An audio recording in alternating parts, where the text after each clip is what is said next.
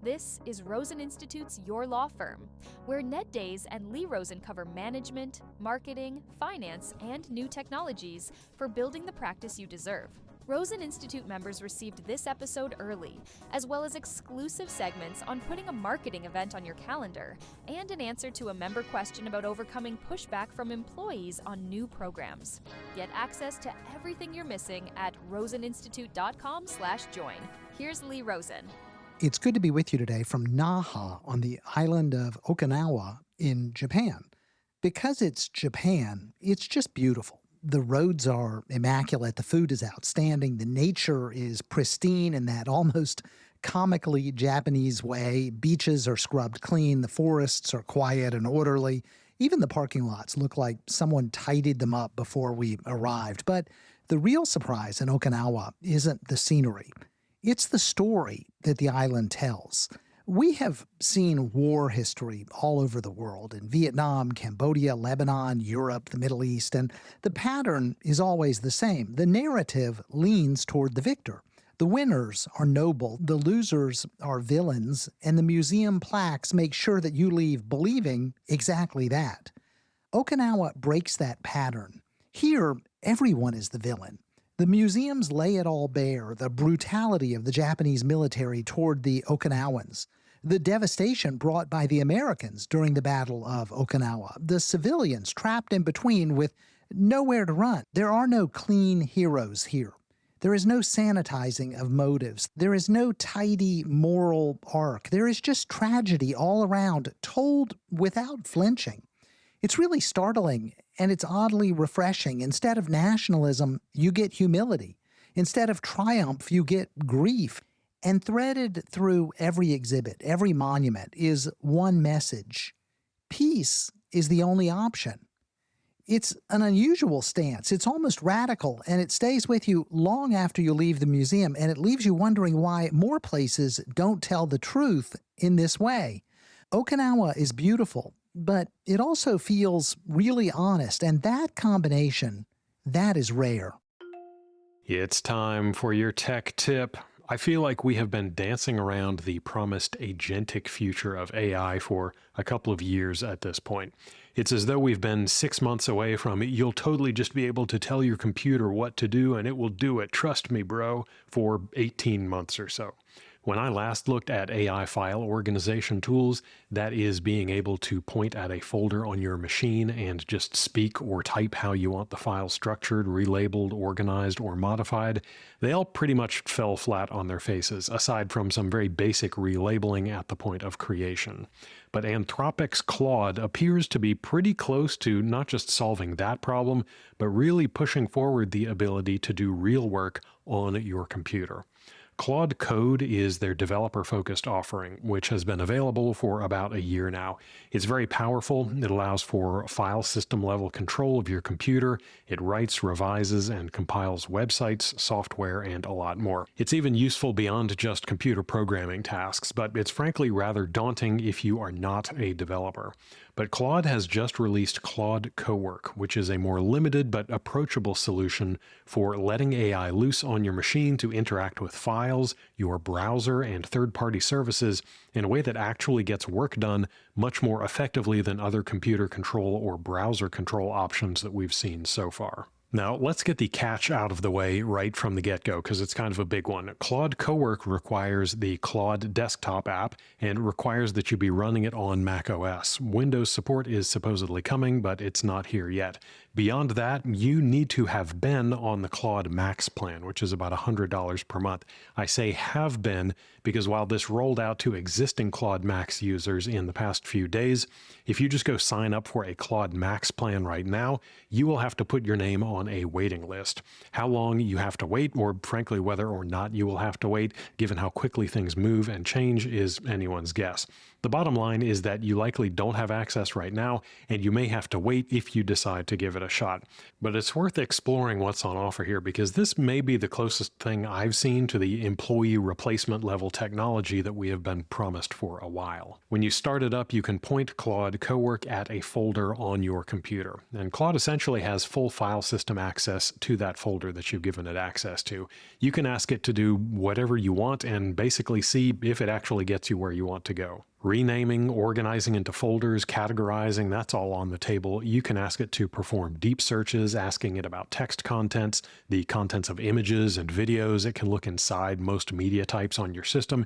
You can even ask it to perform modifications like converting formats, file size adjustments, and more.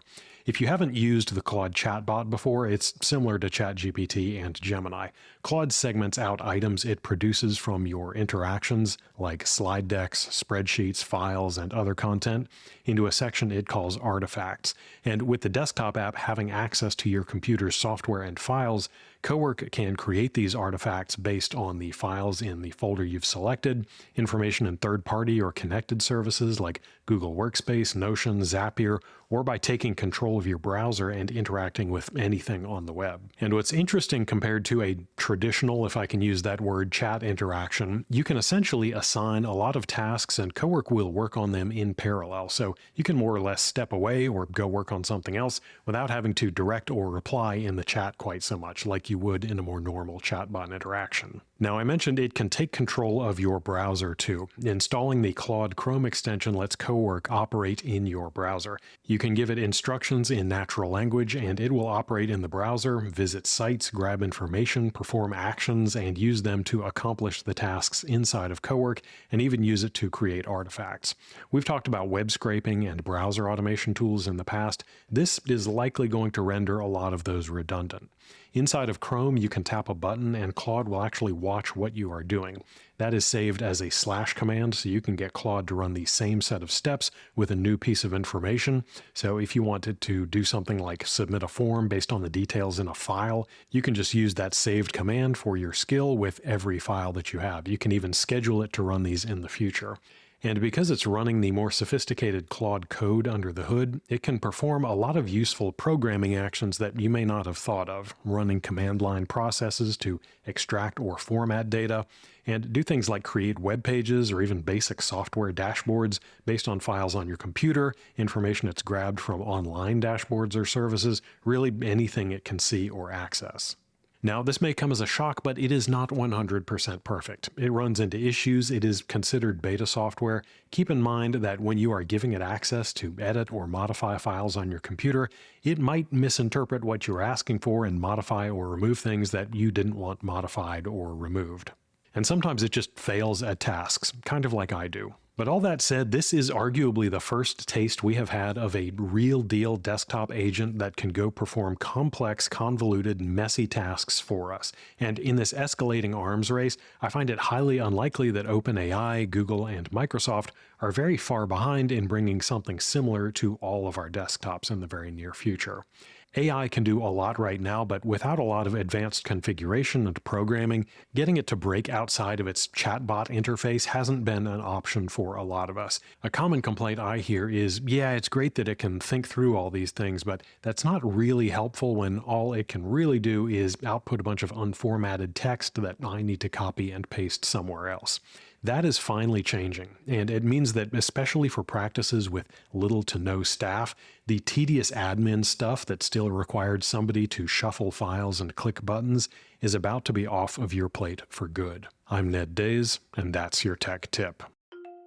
And now for your moment of concise advice. Years ago, I checked into a Hampton Inn with a bag of snacks and a legal pad and a mission.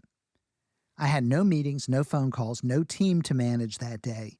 Just me and a very quiet hotel room and the uncomfortable question, what am I trying to build here?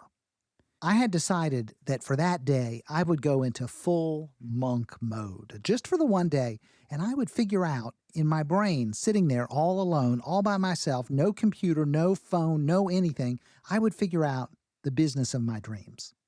I went to that hotel because I wanted to create enough space, enough quiet that I could figure out where it is that we were going. I wanted to jump out of my reactionary mode and get proactive. That's what I aimed to do in that Hampton Inn. And I will tell you, I sat there and the quiet in that hotel room, it made me fidget. I wanted to turn on the TV or something, anything. I really had to force myself to focus. So I forced. and I focused. And at the end of the day, by the time I checked out, I had a vision for the next few years, and it was accompanied by a 12-month plan broken into quarters. I had survived the day and I had figured out how to use the time productively. That day, it worked. I got specific. I went deep. The first quarter was detailed down to the week.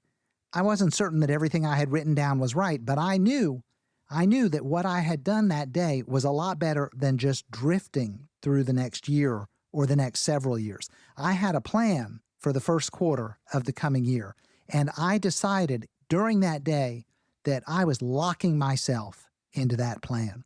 That would be the plan. No changing of my mind, no being talked out of it, no going in a different direction. I locked myself into the plan. My commitment was simple.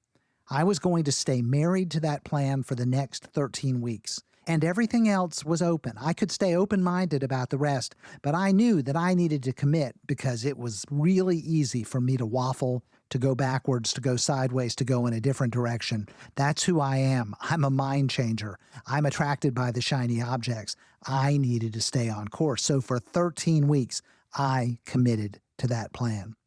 And I will tell you in retrospect, that day in the Hampton Inn, it changed everything because for the first time I realized that vision, it isn't a lightning bolt.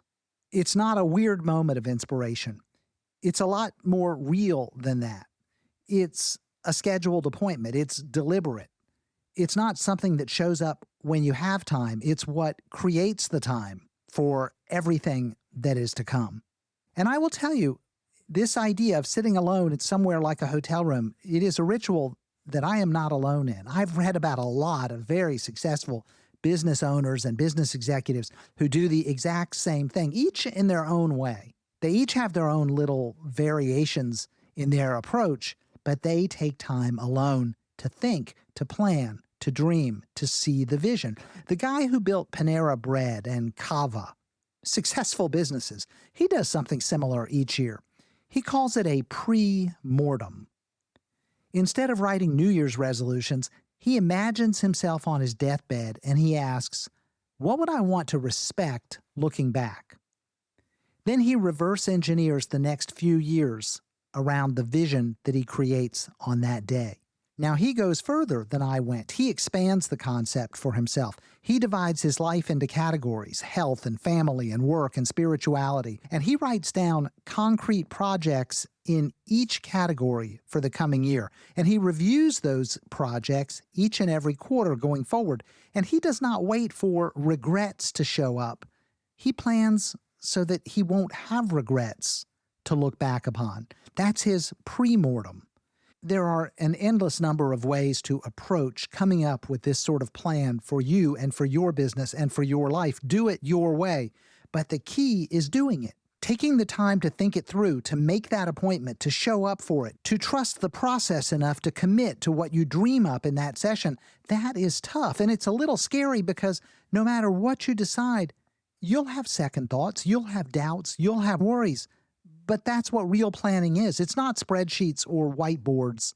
It's courage. It's courage to sit still long enough to see your life clearly. It's courage to admit that you've been busy but not intentional. It's courage to take one day away from the noise and to decide what matters before it's decided for you. So, do you have the courage to make a plan, to commit to it, and then to set out on a path of achieving it? I hope so. And if you do, it all starts with an appointment at a Hampton Inn or wherever it is that you choose. You can call it a retreat or a reset or a day in a budget hotel with a bad breakfast buffet. I don't care what you call it. Just do it. Block a day. Bring a notebook. Ask the hard questions. And don't worry about getting every answer right. You won't. The goal isn't perfection. It's momentum. Most folks listening to me right now, they won't do it. It's harder than it seems. Most folks will put it on the calendar, but they won't show up for their own meeting with themselves. They'll skip it, and you'll be tempted to skip it. You'll say you're too busy or too tired or too behind. But here's the truth. You will never find the time. You have to make the time. You don't stumble into vision. You carve it out of the chaos. And the funny thing is that once you do it, the fog lifts. You stop reacting and you start creating. You stop chasing and you start choosing. It makes all the difference. So before the year runs away with you, check yourself into your own version of that Hampton Inn. Turn off the phone. Look at your life from 10 years down the road and then plan the next 13 weeks like they matter, because they do. And that's your moment of concise advice. Wrapping up from Naha, Japan, thanks for spending a few minutes with me and Ned today. We hope you have a great weekend and an even better week next week. Keep plugging away, moving forward, and getting things done. You're on the right track. You'll get there, I promise. We're all in this together, and together we build better practices through better marketing, better management, and better technology. Until next time, I'm Lee Rosen. Thanks for listening to Your Law Firm. Subscribe to the Friday File at roseninstitute.com and join thousands of other lawyers who are working on instead of in their businesses.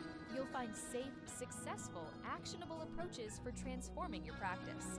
Join us today at roseninstitute.com.